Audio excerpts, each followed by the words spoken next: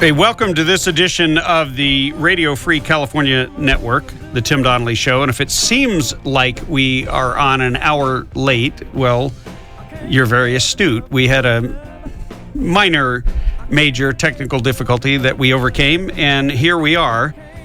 And you know, I started off the show talking about the tragedy, which of course it's on the minds of everyone. I mean, it is.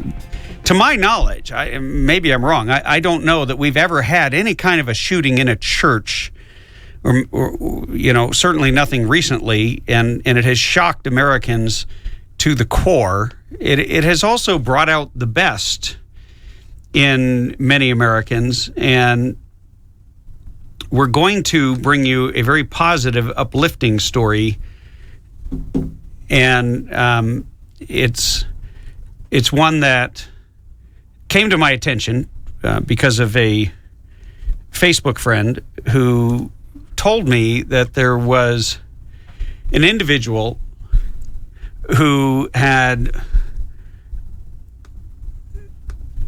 paid the ultimate sacrifice for our freedom. He was in a tragic Black Hawk helicopter crash on March 10th of this year, just off the coast of Florida. It killed 11 of our military personnel. And one of the Marines that lost his life was a customer of a company called Movement Mortgage. And Movement Mortgage decided to do something about it. Staff Sergeant Kemp, survived by his wife Jenna Kemp and their daughter Mackenzie, who just turned 12 days after the crash.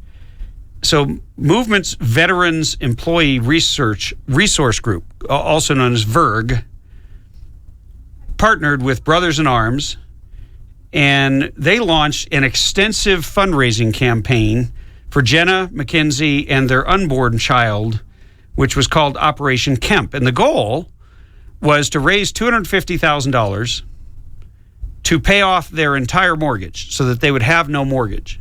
And it's really a heartwarming, uplifting story, and one that I'm gonna bring on the two individuals who are the mastermind behind this. Britt and Sean, welcome to the Tim Donnelly Show. Hey, Tim, how are you? I'm doing great. I just watched your video, and let me tell you, it certainly was uplifting news after all the after the tragedy that our nation is working its way through right now. Your story was really incredible. I was watching the video, and I want to play a little bit of that before we get into your story, if you don't mind. Sure, absolutely. Sure.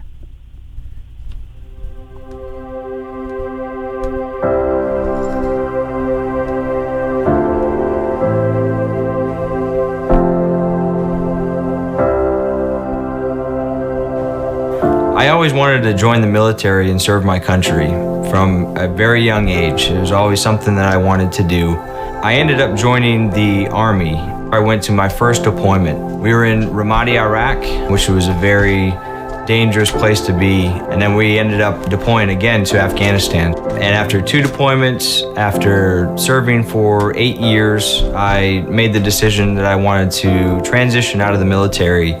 And I struggled with that for a long time. And I'll tell you, that transition was one of the most difficult things that I've ever gone through. I couldn't have done it without my girlfriend, Britt, and everything that she helped me through. She did so many things for me. One of the biggest ones is buying my now horse of a dog, Rome, that really helped through that transition, helped me through dealing with a lot of the emotions, and the sense of loss, and having him as kind of another companion.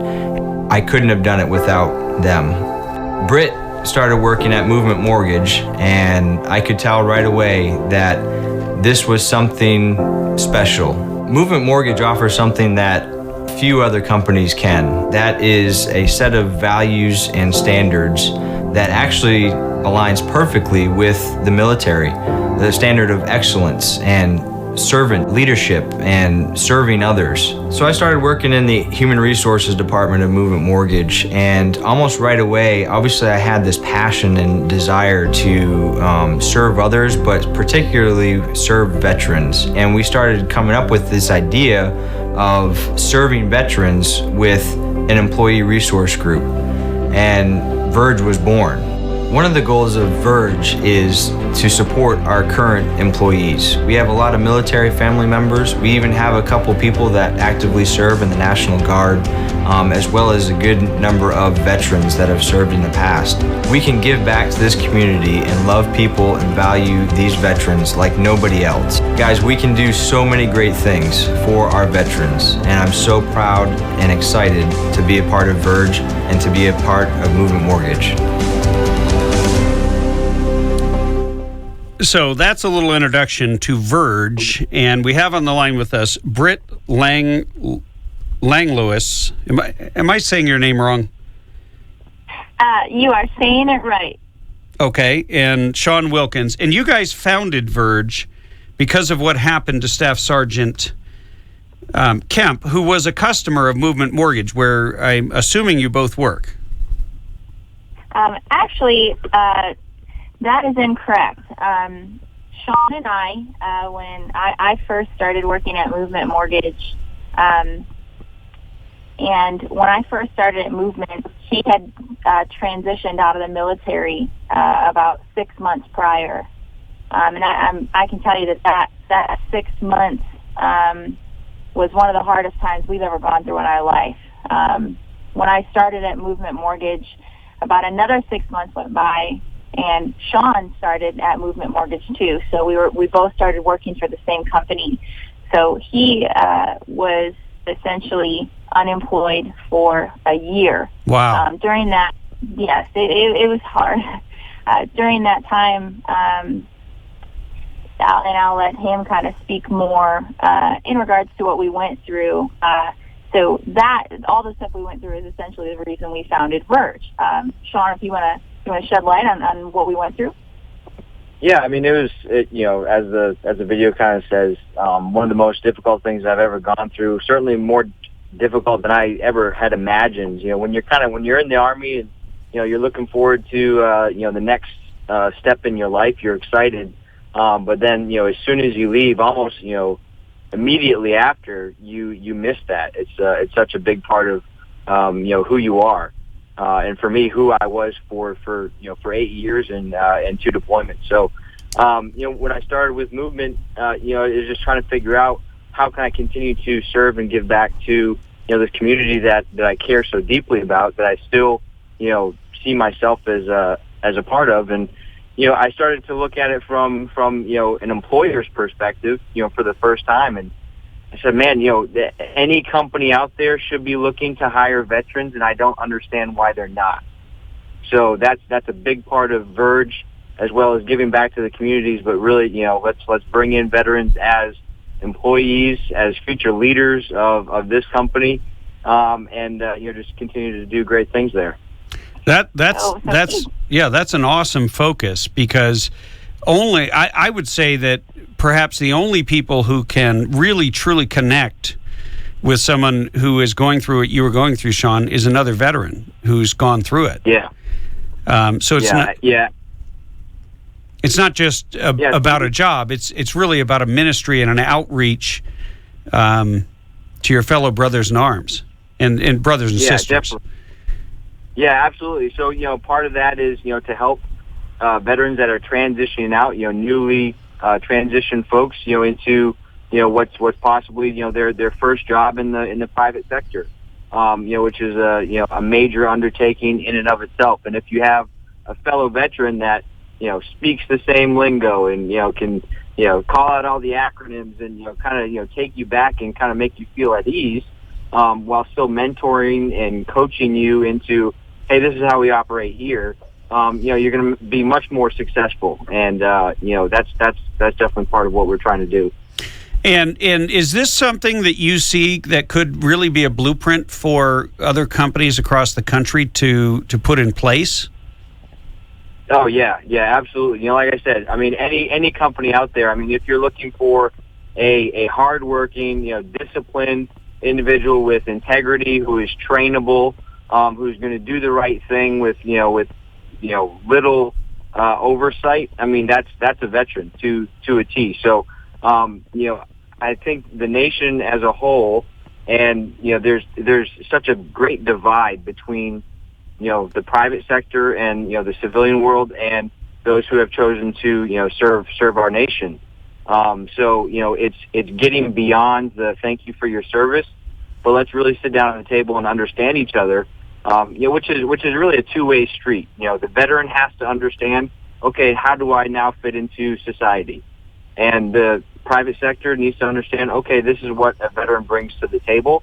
And once we do that, we can figure out how to move forward together, because veterans are leaving the military in very large numbers now as the wars draw down, and folks are starting to turn to other things, and we need to do a much better job at employing veterans than we currently are. Well, so, I agree with you wholeheartedly. We're going to take a break here in a second, but before we do, we're talking with Britt Langlois and Sean Wilkins, who have founded Verge to help unemployed veterans, returning veterans, and in particular, there's an operation you're doing we're going to talk about right after this break.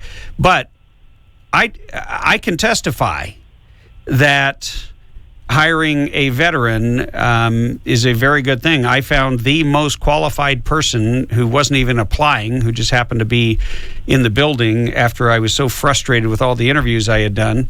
And so my producer, Bethany Nosko, the Noskinator, is a veteran. And say hello. Hi. What's up, Noskinator? Hi, guys. Thanks for everything you do, and I'm really enjoying learning more about what you guys are doing. I'm really interested in it. Our pleasure. Thank you for having us and inviting us on. Absolutely. Thank you, by the way, for your service, not only to our country, but now to our veterans.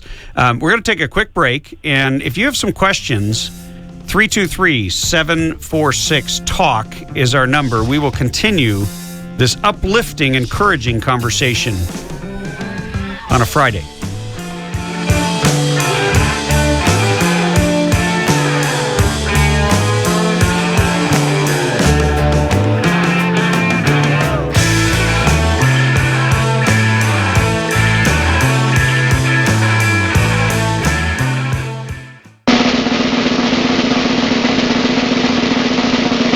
I'm Barack Obama, and I'm the #1 fan of the Tim Donnelly Show.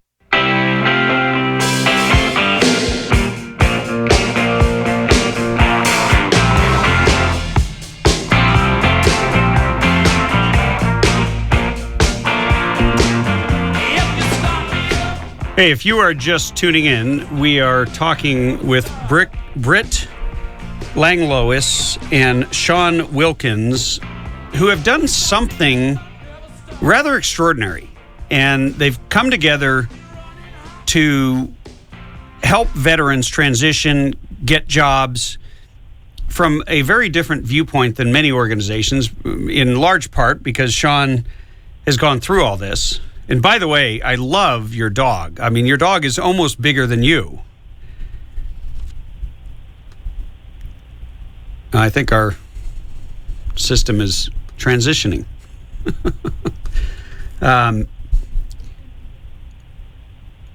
But yeah, it's a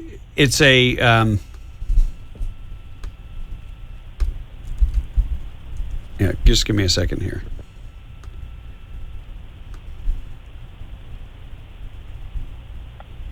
Are you guys there? Yep. Okay. Yeah, Tim, can you hear us? Yeah, I can hear you now. So your dog is I mean, you're 6 foot something, right, Sean? Yeah. Your dog is almost bigger than you. Yeah, almost. He is my buddy. I'm truly blessed to have him and grateful to have him in my life. But he's certainly a big boy. What kind of dog is he? He's a Great Dane. Great Dane. Well, he certainly looks like an amazing member of your family. Yeah. And you guys, what sparked this? Britt, you wrote me in this email that you were just blown away when you realized that one of those who was killed in March of this year in the Black Hawk that went down. Was it off the coast of Florida? Correct. It was right off the coast of Pensacola, Florida. Yeah.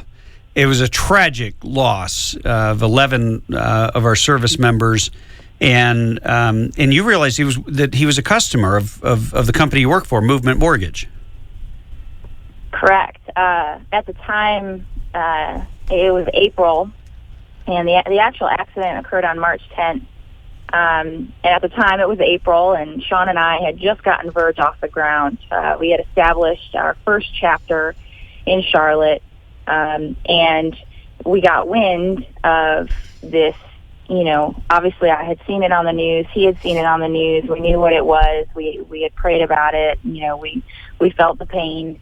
And then we got wind that one of the Marines that was tragically killed in the accident was a Movement Mortgage first-time home buyer. And it hurt. But then it got worse. We found out that not only was him and his wife a first-time home buyer, however, in addition, their daughter, Mackenzie, had turned 1 year old just 12 days after the crash. Wow. And his wife, Jenna, is also pregnant. Oh, my word. So when I'm very blessed to still have Sean here with me after 2 deployments. And when I saw Jenna's picture for the first time, and I saw them together, and I saw Mackenzie, and I thought about her and what she was going through. She's one of our own.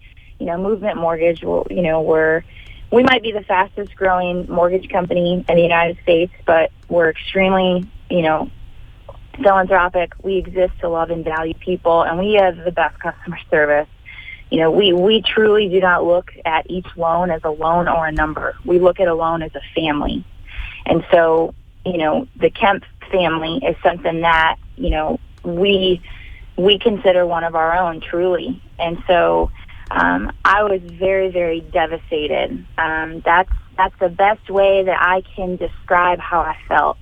And at the same time, the strong, passionate woman that most, military spouses are, I felt it in me to help her. I'd never met Jenna, but my heart told me that she needed help. Well, that is amazing. And so what did you guys decide to do? So we brought it to the chapter's attention. We put pictures on a board, and then it was just maybe 20 of us sitting in a room, and we said, let's take a vote. What are we going to do? Are we going to do a service dog to help her? Are we going to do, Yeah, because you mentioned in that video, and I can tell from Sean, that really helped him. Oh, it saved his life. Yeah. It saved his life. And that was something that we truly considered doing some type of family, service dog, for the Kemp family. And all of a sudden, somebody said, I think that, maybe paying off a mortgage makes sense. So we were able to get in touch with, one of our loan processors is actually active right now. And he got in touch with Staff Sergeant Carrie Kemp's command and said, is there anything that they need specifically? Here's kind of what we're thinking. And lo and behold, and I get choked up when I talk about it. The first time I spoke to Jenna on the phone and I said, here's what we're thinking, she said to me, when I was at, Carrie's funeral, she had to step outside of the room, and all she could think about in her heart and all she kept saying out loud over and over was, I can't lose our home. I can't lose our home. And so it made sense to us that this is what we're going to do. We're going to pay off this mortgage. We're going to help you. And Operation Kemp was born. And to date, I was looking at the website earlier, you've raised an extraordinary amount of money. The goal is 250. And you're what's the number you're at right now? So in 43 days, we have managed to raise just under $90,000. Wow. We are going to continue this story right after this break. Stay tuned.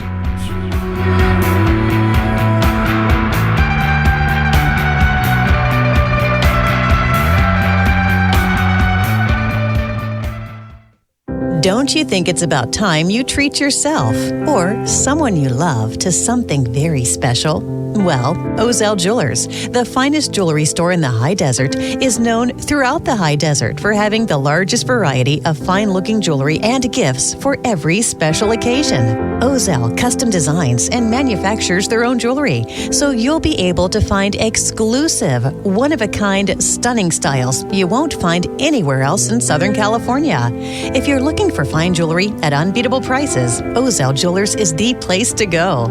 Show appreciation to that special person in your life with something special to cherish forever. Ozell Jewelers, voted best jewelers in the high desert by the Daily Press regularly for years. Ozell Jewelers has been putting smiles on high desert faces for over 30 years. Ozell Jewelers in Rancho Cucamonga, Palm Desert, and Amargosa Road by Red Lobster in Victorville. Ozell Jewelers. We need a hero, someone to show us the way. We need a hero who speaks for the people and what we have to say. We still believe this land of the free is still America.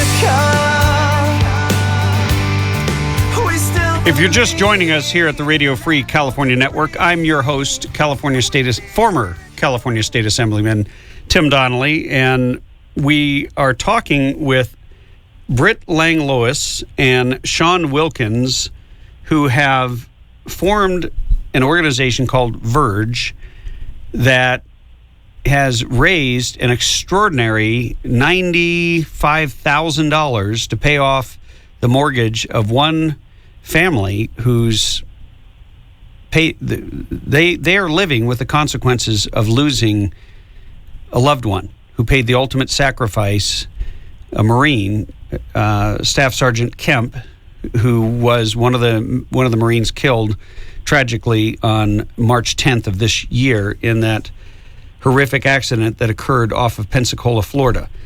Britt and Sean, welcome back to the show.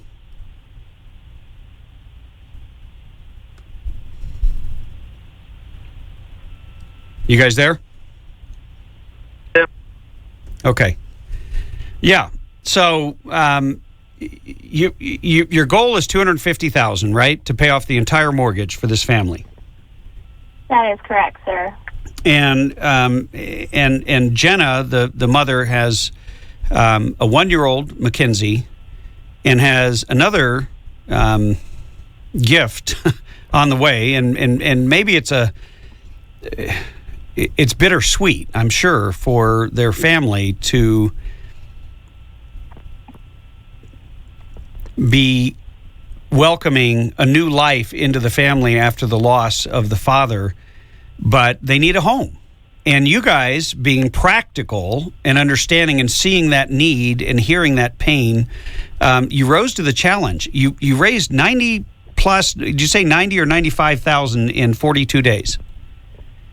Yeah, we are just over 90,000. Just over 90,000. And we have put a link up at timdonnellyshow.com so you can get the whole story, and you can click to donate, which is the most important thing, because you didn't raise this money from a handful of rich people like, how we finance our presidential campaigns. You raised this money from ordinary Americans, from people who happen to be customers of your company that you had contact with in small amounts. Is that correct? Correct. T-shirts, lots of cupcakes, lots of bake sales, live auctions, just a lot of grassroots efforts of a bunch of folks who are either military families or want to support and help the Kemp family. Wow. And you can go to the website and you can see the goal, you can see the chart, you can see the what you're doing. You click right on there and donate, but you can also order a T-shirt so you can help and you can spread the message, because I think what you're doing is destined to spread across the country. It, as you said, go ahead. Yeah, most of what we've raised has been the effect of movement mortgage employees. The majority of what we've raised, we've had people from all across the country at our different operations center in Phoenix and Virginia Beach, help by doing, even root beer float sales for $1 on Friday afternoons. And really we're reaching the point where, we're really calling on the community and the nation to get behind us. And, it's a great cause, but we also want to, create awareness about veterans and things, but we really want to finish this off. So that's the goal. Obviously, it's 250. We're a little over 90, but we really need the community to get behind us and help. Well, and you're talking right now to an audience in which there are a disproportionately large number of veterans. We have more veterans in the state of California than any other state in the nation, and so we love and support those who have put their lives on the line for our freedom. We make no bones about it here. We believe in freedom of speech, but we warn people about stomping on our flag and other things that have occurred, disrespecting the efforts of those who have gone out there and put everything on the line. I mean, we don't have freedom without people like you, Sean, and without people like Staff Sergeant Kemp, and without people like the other all of the Marines who perished that day. They weren't out there doing harm to others. They were out there preparing to protect life and protect freedom. And so, your cause is our cause. And I can see this spreading. I can see this spreading across the country, because I haven't seen anything quite like this. Because what you did, I don't know much about Movement Mortgage, but I put the post up that you had initially shared from your Movement page as you requested, and from back on May 22nd, and a friend of mine from high school responded that her husband works for the same company in Michigan. So obviously, you guys are you a nationwide company? Yes. So we are headquartered here in Charlotte. We have operations centers, so large populations, obviously here in Virginia Beach and out in Phoenix, Arizona. But that's on the operations side. On the sales side, we are licensed in over 40 states. And we have great loan officers and loan originators that are all over the country, out in California, Michigan, and everywhere in between. So I certainly hope, from my perspective, that this idea certainly spreads. To your point, I think we as a nation need to get beyond the lip service and actually figure out ways that we can take care of the veteran community. Verge, we look to support our current employees in any way we can. Like I said in the video, we have a handful of folks that still actively serve with the National Guard and in that capacity. So what can we do? You go off to drill. If you deploy, if you start to make less money, how can we help out? All those little things. But beyond that, how can we help out our military family members up in Virginia Beach? We have a whole bunch of spouses whose husbands and wives, they go off on the ships for 6-9 months at a time. What can we do? Can we simple things like that I think a lot of people take for granted, that military spouses have to go through all the time, are things that we can step up to do. And then you turn and continue with the employment. How can we get folks into the organization? How can we train them to be future leaders, future mortgage industry professionals, either through the sales side or the operations side? But bottom line, this isn't something that is unique to Movement Mortgage. It's something that any company can do, any community can do to help focus on serving these great folks. Well, and I love my mother. I'm one of 14 children, and so she had a small army right there in the house. Wow. And she that's 2 squads right there. Oh yeah. She always said, remember the old scripture about keeping your quiver full? Well, a quiver was 7, so we had 2 quivers. But she was eminently practical and. Always focused on the simple things. And I like the fact you're talking about T-shirts, root beer floats, bake sales. Anybody can do that anywhere. You don't need to know how to set up a website. You don't need to know how to do anything but show up, raise the money, and then deploy that money for a purpose. And so I think what I'm hoping that our audience will maybe kick off for you here in California is that if you go on timdonnellyshow.com, click on the link, you can watch the video, you can read the whole story, and you can go to the website, the movementgear.com website, and see where you can buy a T-shirt and make a difference. And I'm hoping some people will buy T-shirts and other people will start a version of your organization in their company. Because we have lots and lots of Absolutely. great companies out here in California, and I bet I'm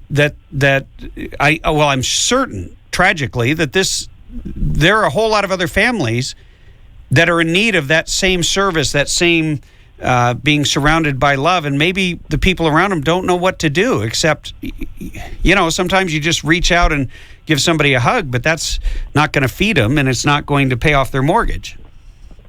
Exactly. So this is exciting, and I hope that we'll be able to check back with you guys and find out when you have successfully paid off that mortgage, and then what's next for Verge. And but I'm really excited, and as soon as I heard your story and the energy and the enthusiasm that you have, I think it's going to be very catching. And you may find yourself in a full-time job that has nothing to do with mortgages, but has a lot more to do with a movement that you have started among the people to just embrace and surround and love on our troops. Yes, yeah, absolutely. And we have to give a big shout out. We've partnered with the organization Brothers in Arms Foundation, who specifically looks to support the MARSOC community. We also want to let everybody know Jenna is expecting a boy, so she has announced that he is actually going to be expected to arrive actually on Veterans Day. Oh wow! As luck would have it. So it's just we look to her as one of our own. As Britt said, we're certainly gonna keep up with her and all the other folks that we're impacting, because it's not a one and done. We don't want to pay off our mortgage and then that's it. We want to be impactful in much more ways than that. So just making a difference, impacting communities. That's where it really starts. I mean, don't think you gotta boil the ocean. Let's impact communities first, and then that's going to grow and impact the country. We are thinking about and everything. Sean. We are thinking about boiling the ocean out here and turning desalting it so we can drink it. That's good. You guys need the rain. Yeah, but look, the work that you have done and that you're continuing to do is inspiring. I want to thank you for coming on today and sharing your story, Britt Langlois and Sean Wilkins. There's a link up at timdonnellyshow.com. Go there, watch the video, share it with your friends. Go to our Facebook page. It's easy to find. Just go to timdonnellyshow.com and become part of this movement. But thank you again for joining us and the work you're doing. Thank you, sir. Thank you. God bless you and Godspeed. God bless. Take care. Stay tuned. We have much more coming up after the break.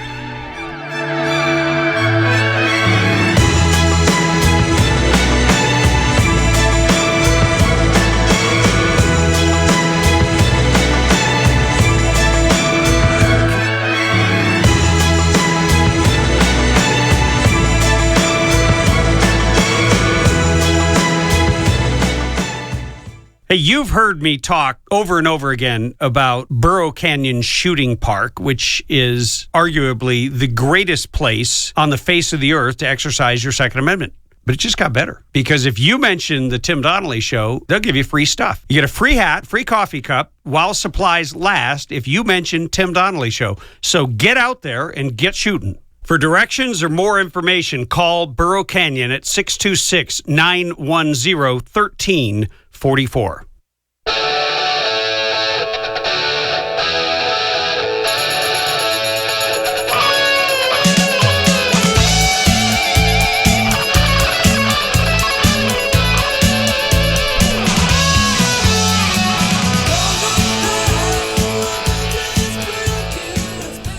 Welcome back to the Tim Donnelly Show.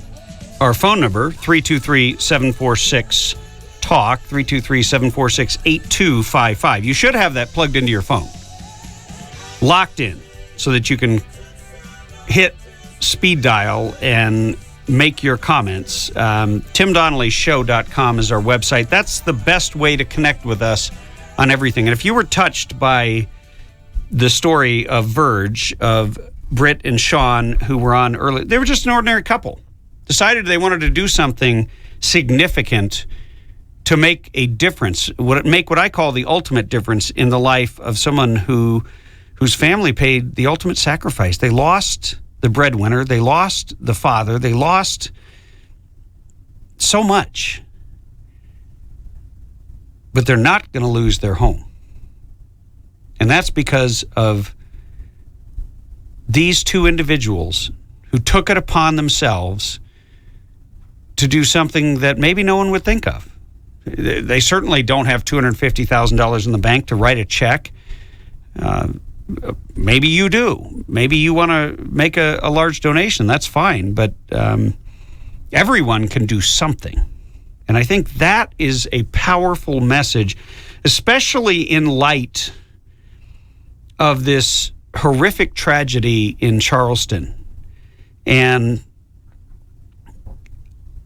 while I will get into a little bit later in the show my ire at the left and the president and everyone else who has decided to immediately start laying blame without any facts coming in, and of course they're laying blame on Fox News, on talk radio, on the NRA, on the right wing.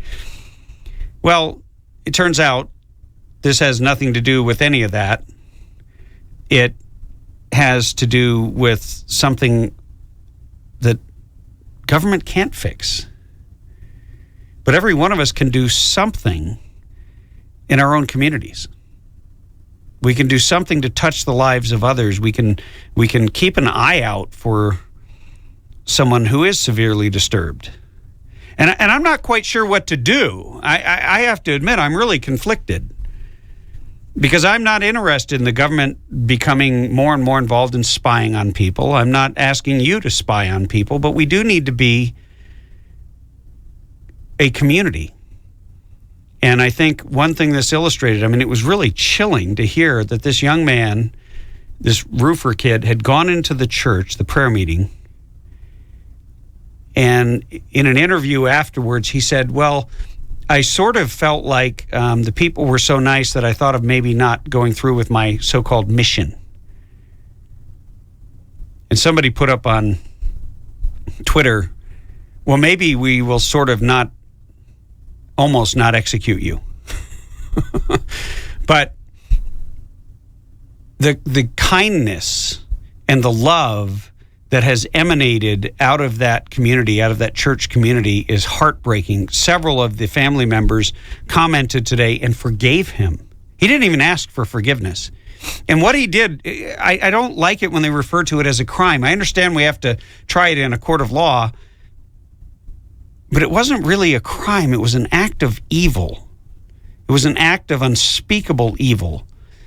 And I'm shocked that no one has even talked about the fact that this kid may be possessed by a demon. He certainly has. There is no thinking, feeling, compassionate, rational human being that could do what he did. It is not possible. You cannot look into the eyes of those who have just treated you with love and have just spent an hour praising God and studying the scriptures and then do something like this. And so I'm not sure what our response should be, if there should be any response that comes from the government. But I'll take your calls on this later on in the show. Coming up right after this break, we're going to have Jim Engstrom, who was back at a conference talking about CARB in California. But not only that, there's a brand new story out today that we'll bring you at the top of the hour. So whatever you do, don't touch that dial.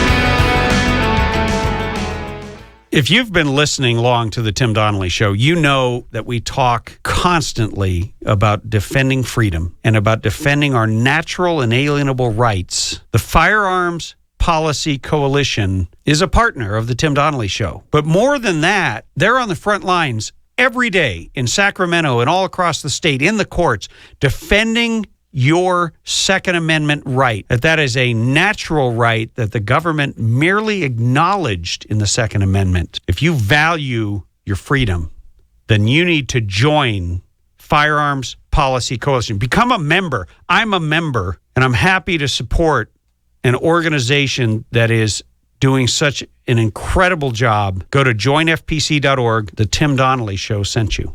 Or go to timdonnellyshow.com and click on the FPC link to make it easy. But whatever you do, join today. FPC.org. Pour me something tall and strong. Make it a hurricane before I go insane. It's only 12:30, but I don't care. It's 5 o'clock somewhere.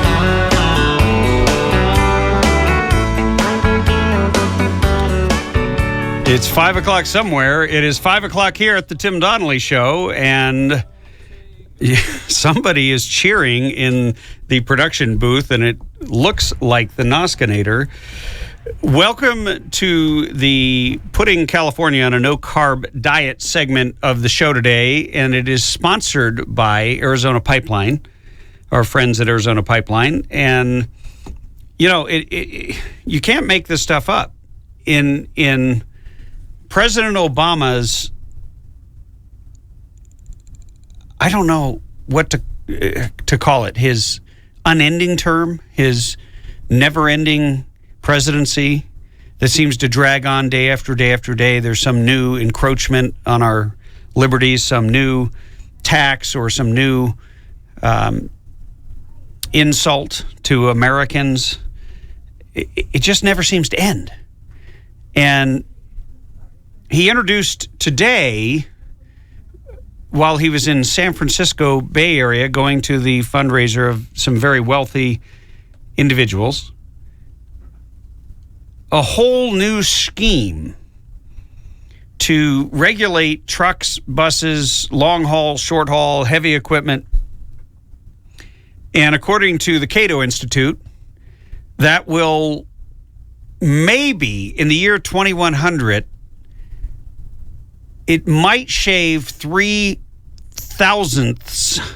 Yes, let me say that again. 3/1000ths of a degree. I don't know how to measure 3/1000ths of a degree. Do you? No, I'm trying to figure out if you have a lisp or if you're literally saying thousandth. No, I'm saying 3/1000ths of an inch, or not an inch, of a degree. How do you measure that? I don't know. I used to work in manufacturing where we could measure 3/1000th of an inch, and it's a very, very, very, very small thing. Well, it is infinitesimally small. It is absolutely irrelevant. It will do nothing to address the psychosis-induced global warming hoax that has possessed so many otherwise thinking people, because government can't solve a problem that A, doesn't exist, and then B, even if they could do what they say they could do about it, the only real lasting result isn't going to be any reduction in the overall temperature of the globe. The only real result is going to be the confiscation of massive amounts of capital from business owners, big and small, from people in the trucking industry and the heavy equipment industry and any industry that consumes a large portion of energy. And with that being said, I want to welcome to the show a good friend of the Tim Donnelly Show, Dr. James Engstrom, who was and is a world-renowned expert on this very topic. And James, welcome to the show. Thank you very much for having me. And you were just back in, I believe, Washington, D.C., if I'm not mistaken, at a conference. Yes, this was last Thursday and Friday. It's the 10th International Conference on Climate Change, organized by the Heartland Institute. And I understand that you shared with them, because we watched some of it here live at the Tim Donnelly Show, but you shared with them the story of what has gone on here in California, as well as, as talking about the future and what we need to do. Exactly. It's an attempt to explain how the California Air Resources Board takes the lead on a number of these environmental issues and acts extremely aggressively, and then provides a model for EPA to then spread the regulations nationwide. And California Air Resources Board is CARB for short. And this segment is putting California on a no-carb diet, because basically what they're doing, Dr. Engstrom, is they're not. These are not science-based recommendations. These are ideological conclusions and narratives, and they're trying to force and create legislation, force legislation and regulation on industries that meet an ideological standard, but not a scientific one. Yes, this is very, very disturbing, because it's not only bad for the economy, especially of California, but it's bad for science. This is really, in many ways, almost unprecedented, that you have non-scientists intervening in a way and working with supposedly legitimate scientists to create an agenda that really makes no scientific sense, and it's really not verifiable by independent science. Well, not only is it not verifiable, but in some cases we're dealing with out-and-out fraud, manipulation of the data. We read a story last week and talked about a story last week where the NOAA, the National Oceanic whatever Association, that measures the weather, that if you actually looked at the pure scientific data, it tells you that the Earth has been cooling for a decade, very slightly, but it's been cooling, and yet they went in and they manipulated the temperatures and inflated them to fit a narrative, and now they're trying to justify this massive confiscation of capital and this massive encroachment onto our freedom based on what is clearly fraudulent data made to match an ideological narrative, rather than using the scientific method and then following the science wherever it goes. Yes, this is true, and it actually involves Science magazine, which is the leading science magazine in the United States, and next to Nature is at the top of science journals in the world, and it's very troubling, because there's a shift, and it's not objective anymore. This is an issue that came up. There was a lead editorial even in the Wall Street Journal couple of weeks ago about Science magazine and its political tilt, and this is really dangerous. Well, and I'm sure you heard that what you just said at the outset of the show is now coming to pass. You and I have seen, and you paid for with your career by telling the truth about, in particular, particulate data. You were targeted and then dismissed and fired by UCLA, and you successfully sued them because the firing was bogus. There was no justification for it whatsoever, except the fact they didn't like your data. But the same thing they did in California to trucks and buses and emissions and everything else, Obama has just announced today that they're going to do this nationwide. It shows the absolute dictatorial powers that he's trying to impose on America. It's almost impossible to believe, but it's being attempted in any case. And so I think this is where we have a better chance of stopping it nationwide than has been the case in California, because most other states just don't put up with what Californians put up with. And Dr. Engstrom, we're going to take a break, but I want to get into a little bit more detail of your experience in California, and then B, where you think we should go, because I know you're working with Congress on the secret science bill and some other stuff. But I want to dig into some details coming right up after this break.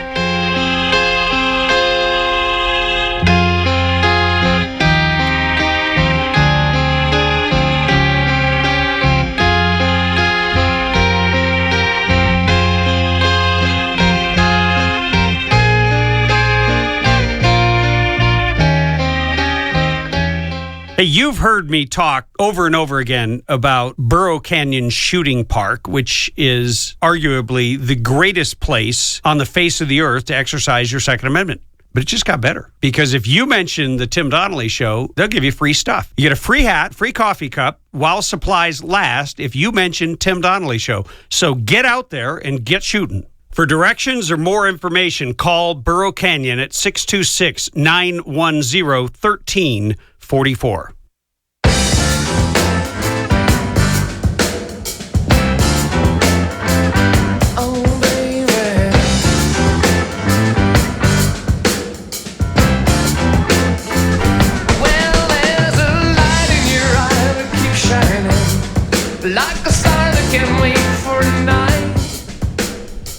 Welcome back to the Radio Free California Network, where we stream live at timdonnellyshow.com. You can connect with us on Facebook and Twitter. Our phone number, if you want to call in and opine, that means share your thoughts, for those of you who are thinking about voting for Jeb Bush or Hillary Clinton, 323. I'm wondering, do you think we should add Lindsey Graham to that list? Yep. Without a doubt. He's the one who says, don't vote for me. Yeah, don't vote for me. I think a lot of people are going to listen to him. He's going to run a very effective campaign. It's the accent. Girls fall for accents. Oh, boy. 323-746-TALK. 323-746-8255. And we are talking with world-renowned UCLA professor, former UCLA professor and scientist, Dr. James Engstrom, who was just recently honored and given a Lifetime Achievement Award for defending liberty from the American Freedom Alliance. And congratulations on that, Dr. Engstrom. Thank you very much. And very well deserved. And I should mention also your lovely wife, Marta, was a co-recipient. And now I'm trying to figure out which one of you is smarter. Well, I'll make sure that she hears your compliments. But I was able to wage this battle because of her. So well, I will put grateful. that. I will put that down as a very successful political answer, and you said she was smarter. But Dr. Engstrom, look, California you and I both know this. It should be considered a canary in the coal mine to the country. Our experience with these bogus regulations based on fraudulent science that literally go into an industry like trucking and decimate the competitive nature, because the government comes in and says, hey, even though there isn't really a problem, we've made up a problem, we call it global warming, and we're going to force you to buy a brand new truck. And if you're a big company, then the government will give you money and you can apply for all these grants. If you're a small company, we're just going to run you out of business and you can't even sell your used truck anywhere, even though it was fully in compliance with all of our laws and regulations up until 5 minutes ago. Yes, look at this is really government intervention on a scale that is really dangerous, and it's not justified by the health claims, and that's what they're trying to make it sell on, is the health claims. And if they want to reorganize society, they should do it at least honestly and give people a chance to decide whether they really want society reorganized the way they're proposing it. But they shouldn't use false health claims as a justification. Sure. Well, I mean, it's nonsense. They now want to go out and regulate. They've got a National Association of Clean Air Agencies. They've got the federal EPA that obviously doesn't have enough to do because the air is pretty damn clean.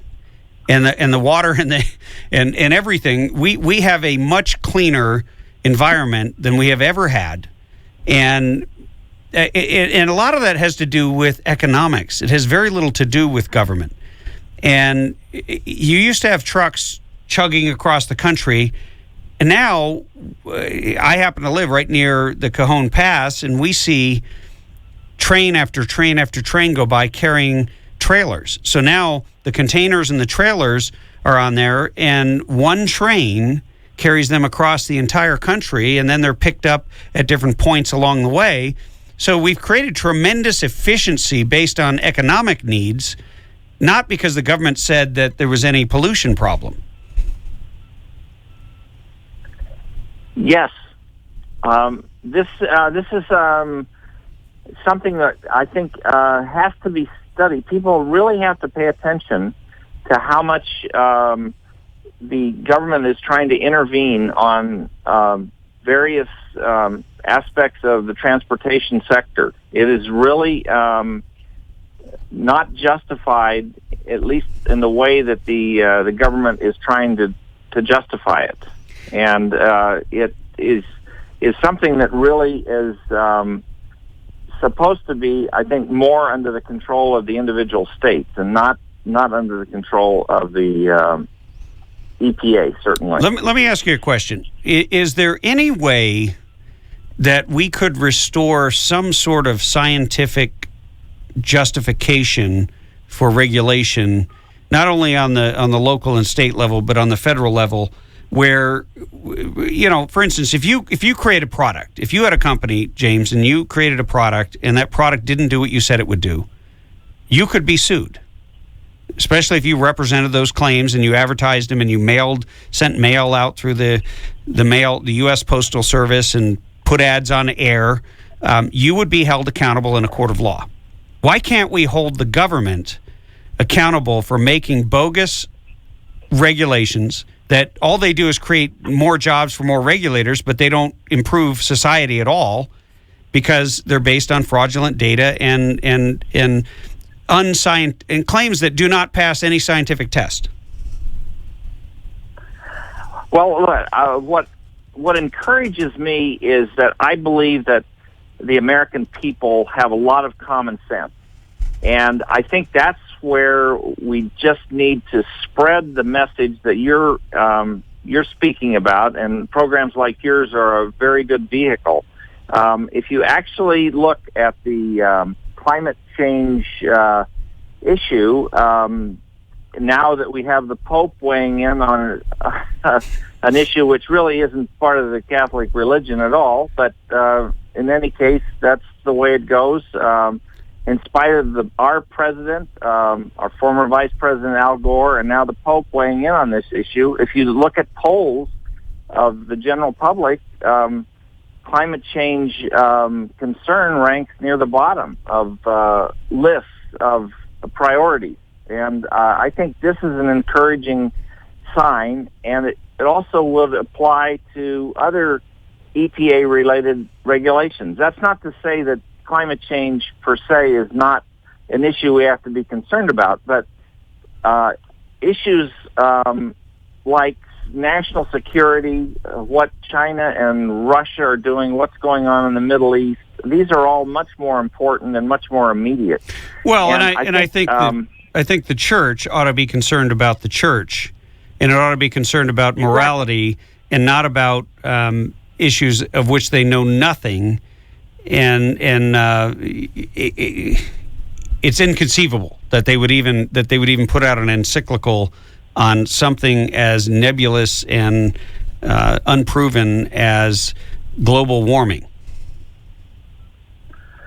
That's right. But I think as the understanding of this grows among the public, then it will be rejected, at least in terms of the notion that it ranks as the most important issue facing society.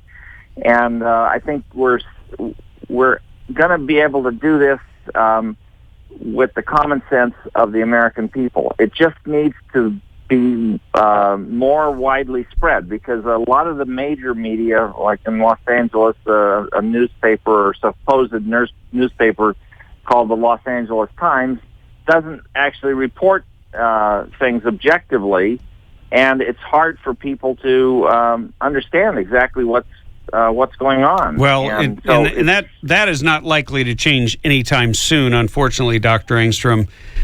We're almost out of time here, but we'd like to have you join us again in the future to keep updating us, because I know that you're working closely on the secret science regulation that is going through, and also you're continually keeping up to date, speaking at conferences all over the country.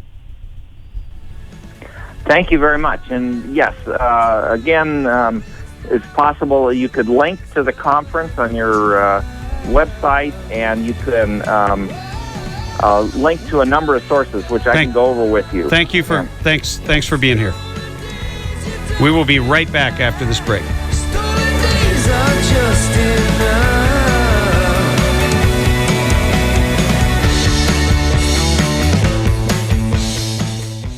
If you've been listening long to the Tim Donnelly Show, you know that we talk constantly about defending freedom and about defending our natural and inalienable rights. The Firearms Policy Coalition is a partner of the Tim Donnelly Show. But more than that, they're on the front lines every day in Sacramento and all across the state, in the courts, defending your Second Amendment right. That is a natural right that the government merely acknowledged in the Second Amendment. If you value your freedom, then you need to join Firearms Policy Coalition. Become a member. I'm a member, and I'm happy to support an organization that is doing such an incredible job. Go to joinfpc.org. The Tim Donnelly Show sent you.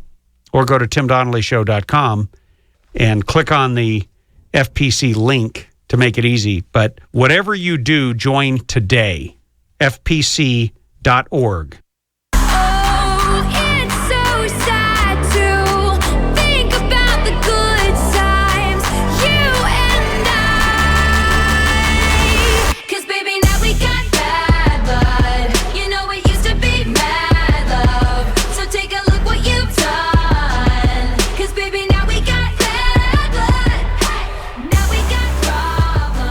I am not responsible for the music that is selected on the Tim Donnelly Show. It's Friday. Yeah. Okay. I think probably my teenage sons would enjoy that. Who was that again? Taylor Swift. Okay. That rendition of whatever that was. We are going to switch gears here and bring on a longtime friend of the Tim Donnelly Show, Firearms Policy Coalition Executive Director, President, Dictator-in-Chief, Brandon Combs. Brandon, welcome to the Tim Donnelly Show. Hey, Tim. Glad to be back. Yeah, no, it's great to have you. And by the way, you wrote an extraordinary letter to the president yesterday, which we sent out to our list. And if you didn't get it, you need to go to timdonnellyshow.com and sign up. And let me just read a little bit of it. Dear President Obama, you could be a leader, but we know better. I couldn't have said it. Oh, no, that's my part. Dear, our hearts go out to the families of the victims who died Wednesday in a Charleston, South Carolina church at the hands of a hate-filled monster. It deeply saddens us that lives were taken by an evil person who took advantage of senseless laws that make it a crime for good law-abiding South Carolinians to carry a firearm for self-defense in a church or other established religious sanctuary. Like all gun-free zone laws, South Carolina failed to protect the people because such laws cannot protect people. And you know, when you said that, I thought that is a brilliant observation, that laws can't protect people.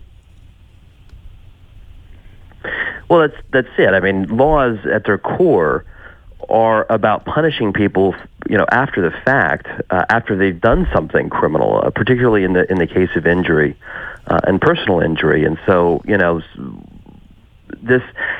was just it struck me on a personal level. I was upset. I was angry. I was frustrated that 9 more innocent people have fallen to not just evil, because it's certainly what this was, but this evil person was able to walk into a church and wreak havoc, destroy families, and kill 9 people because nobody there could put 2 center mass and take him out, because that's exactly what he deserved, because of gun control laws, racist gun control laws that disarmed innocent people. And it's infuriating. It is. And to hear the stories coming out that he reloaded 5 times. So the Obama's high-capacity magazine ban that he was pushing after the tragedy at Sandy Hook wouldn't have changed anything. But it certainly would have given a moment. If someone's reloading, they're not shooting. Even if it's only a second and a half or 2 seconds, that gives you time to pull out your concealed carry weapon and eliminate the threat and potentially save lives. But it was laws. That's right. That not only can't protect, it was laws that actually put people at risk. Well, and we see that time and again. An innocent woman who in New Jersey who applies for a license, who has documented threats and ends up dying at the hands of her violent ex, being knifed to death. In her driveway. I mean, there was video camera that covered it. I covered that story, and look, she would have been better off to break the law and just carry. Well, those are unfortunate sorts of analyses people have to weigh out. I wouldn't suggest people break the law, but I do understand when some folks feel like their right to self-defense, their inherent right to self-defense, is bigger than the unconstitutional laws that might be in effect. And like I said, it was really I was outraged. I was troubled, sad that we're having to talk about this once again.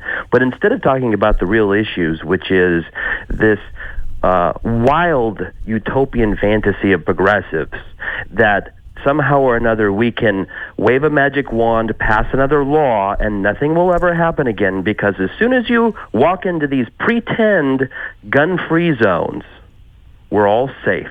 Well, let me tell you something. Mass shootings happen inside of gun-free zones because they know that nobody can shoot back. There are no sheepdogs present in a gun-free zone. Well, Brandon, I just had a thought of a law that might actually help. What if we... You're all ears? I'm all ears. What if we created a law, call it a Good Samaritan law, call it a sheepdog law, that if you have a concealed carry permit and or if you have a firearm and you are carrying it in contravention of the law, let's say you do not have a concealed carry permit, but you are carrying, and you act in defense of individuals who are in jeopardy in a situation like this, in a potential mass shooting, and whether it be in a church or a school or an office building or a mall, that you simply gain immunity from prosecution for the fact that you might not have had all of your ducks lined up in terms of carrying. I mean, it would seem like I'm with you, but look, let's go a step farther here. I'm tired of hearing about compromise and where the middle ground is, and in the wake of a tragedy like this, that we're supposed to reach for some reasonable position. Well, you know what? Let me tell you something. Reasonable. We're on a scale of 0 to 100. We're already at 80, and they want to walk us all the way down to 99. Heller says you can't get 100. No, how about my version of reasonable goes a little farther than that. Why don't we just repeal carry license laws altogether and let people defend themselves? Well, I'm with you 100% on that. I mean, there's a huge number of people, not only in my audience, but in California and in the United States, who believe the Second Amendment grants them the right to carry, and that they don't need to go beg a sheriff or beg law enforcement for a right that was literally written into the foundational documents of this country. They thought it was so important to secure a free state. It wasn't just about defending your life against crime. It wasn't about sport shooting. It was about defending your life and the life of those you love from any threat. And I'm with you 100%. I agree. We need to move the ball the other way, because if you think about it, you can't name a single law that is being proposed that would have addressed this insane, determined, evil individual who could sit through an hour of a prayer meeting and then murder this amazing pastor, who, by the way, was also a state senator, one of the youngest elected to the Assembly and the state Senate, I believe, in the history of South Carolina. Well, and the unfortunate thing is the pastor also voted for gun control, and you know what? Look, the bottom line here is President Obama was in San Francisco today. After, I'm quite sure that his staff has a copy of our letter, and you know, he was in San Francisco talking to the Conference of Mayors, and there were a couple of things that he said that really struck me. One was that he was really, really urging these mayors to take up gun control on their own. And I think from their position, I think that's a pretty valid strategy. We've seen Bloomberg pour millions of dollars into this sort of utopian gun control, death by 1,000 cuts strategy that they're doing around the country. Okay, so you know, the fact that he's telling the locals to do it, from their perspective, makes sense. It's really difficult to keep up with these things with 1,000 different lawsuits. It's expensive. We're not funded like they are. Sure. So, you know, that's a real risk. The flip side of things, however, is all of his message was telling mayors what to do. He didn't offer one single policy idea. He didn't say that he was going to do anything when he gets back to D.C., not to say that he hasn't tried doing things, but I don't think that he believes that he can really do anything big. And he's looking for something big. Well, and look, if I were a reporter there in the audience, I would ask the president. I would say, President Obama, you know, I wish you would have prayed with the country rather than lectured the country, but you chose to do what you chose to do. I noticed that when 43 Black Americans were slaughtered in cities in one weekend in the cities that have the most gun control in the country, cities like the one you're from, Chicago, and Baltimore, and New York, and what's that other one down there in New Jersey? Anyway, all these different cities. And you said nothing. There was no outrage. There was no conference with the mayors.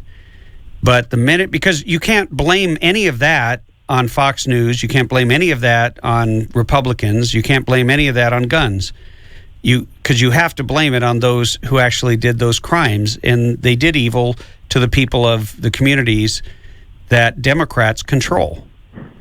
And there was no outrage. But when a white kid goes into a church, and look, I'm horrified, I am heartbroken that anyone, any human being, I don't care what color their skin is, could ever do anything like this to anyone. And there is a sickness so deep in the soul of some Americans and in our culture, and government can't fix that. But the president never spoke to any of that. Well, look, they don't want to tackle the real issues. And the sad truth is that anytime there's a shooting like this, anytime there's a tragedy like this, they're going to use it to move their agenda forward. They're going to dance on the graves of the victims all the way to more gun control, which we know doesn't work. I mean, this bottom line is that gun control exists today. There are federal gun control laws and state and local gun control laws, and there's almost nothing that a law-abiding gun owner can do without running right up against one of them. There are just so many laws. Laws didn't prevent this. Laws didn't prevent Sandy Hook. You want to say we need more laws, we need bigger, stronger gun control laws. To what end?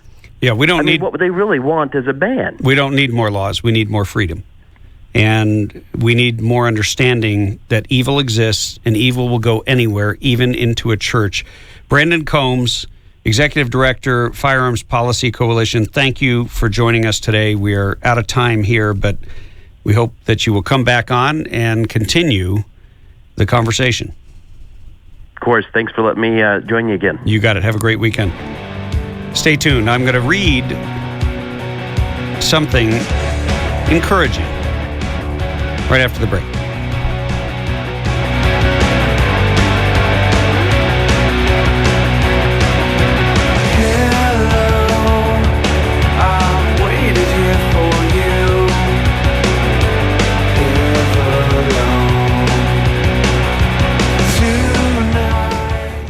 If you've been listening long to the Tim Donnelly Show, you know that we talk constantly about defending freedom and about defending our natural inalienable rights. The Firearms Policy Coalition is a partner of the Tim Donnelly Show. But more than that, they're on the front lines every day in Sacramento and all across the state, in the courts, defending your Second Amendment right, that is a natural right that the government merely acknowledged in the Second Amendment. If you value your freedom, then you need to join Firearms Policy Coalition. Become a member. I'm a member, and I'm happy to support an organization that is doing such an incredible job. Go to joinfpc.org. The Tim Donnelly Show sent you.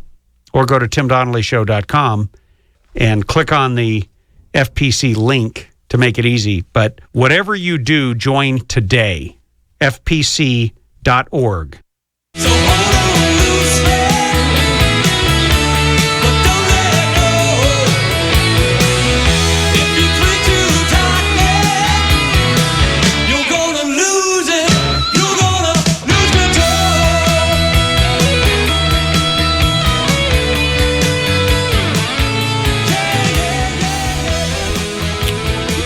Welcome back to the final segment of the Tim Donnelly Show here on a sweltering Friday afternoon as America is reeling over the events that occurred in Charleston, South Carolina. And we stand with Charleston, with the citizens, with the families in prayer and in diligence to do what is intelligent and what is effective at protecting life in the next event. There's going to be another mass shooting. I'm sorry. I'm just going to tell you that's a fact of life. I've said this since they were shooting in schools, and I believe we should arm appropriate individuals in our schools. I believe that individuals in churches should have a right to arm themselves, because now churches aren't sacred, which is a really sad day in this country. But even sadder is listening to elected representatives. This is the state senator, I believe his name is Tim Rutherford, who replaced Pastor Pinckney in the state senate in South Carolina. And he made the following comments in an interview on CNN. Well, tell me what you mean, sir, when you say that the rhetoric nationwide has had this impact on this twisted racist maniac who made this act. What rhetoric are you talking about? South Carolina is one of 5 states that does not have a hate crimes law. South Carolina is the only state that I'm aware of that still flies the Confederate flag in front of the State House dome. South Carolina represents and is emblematic of the problem, which is words that come from these networks that broadcast what they call news, but it's not. It's really hate speech and coded language, and leads people to believe that they can walk into a church because it's no longer a house of God. It's a killing ground. It's a place that they can feel free to desecrate and leave blood everywhere. And that's what this young man did. And he did so based on some ill-gotten belief, on some wrong belief that it's okay to do that. He hears that because he watches the news, and he watches things like Fox News, where they talk about things that they call news, but they're really not. They use that coded language. They use hate speech. They talk about the president as if he's not the president. They talk about churchgoers as if they're not really churchgoers. And that's what this young man acted on. That's why you can walk into a church and treat people like animals when they're really human beings.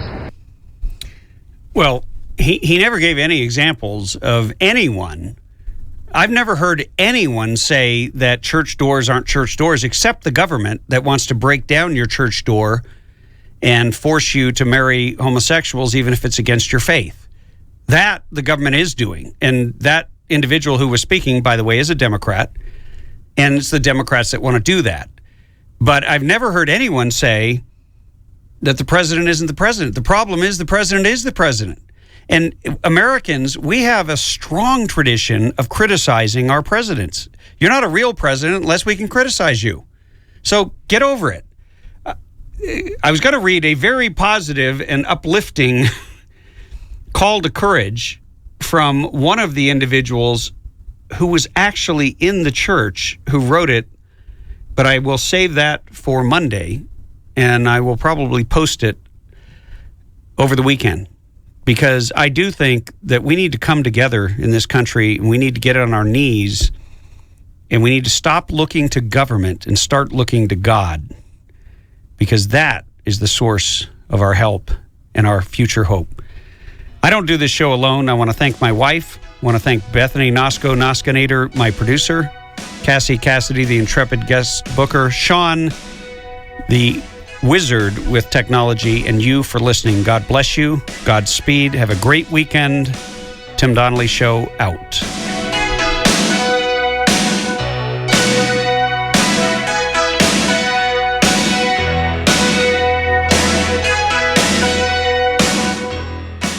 Hey, if you like shooting as much as I do, you've probably been to a lot of ranges. Unless you visited Burro Canyon Shooting Park, you've never seen anything like it. On the way there, you'll find yourself taking pictures as you traverse the majestic Azusa Canyon and wind your way up into the Angeles National Forest. With over 600 acres, including 19 private ranges, there's something for everyone. There's rifle and pistol ranges for beginners, right up to advanced shooters. And there's plenty of spaces to shoot sporting clay. You can make a family day of it, or you can bring a group for team building exercises. Bring a picnic lunch. On the weekends, they provide lunch. And don't worry, they always have ammo in case you forget yours or run out. One thing I can guarantee is that once you visited my friends at Burro Canyon Shooting Park, you'll be hooked and you'll keep coming back. BurroCanyon.com is their website, or call them at 626-910-1344, 626-910-1344.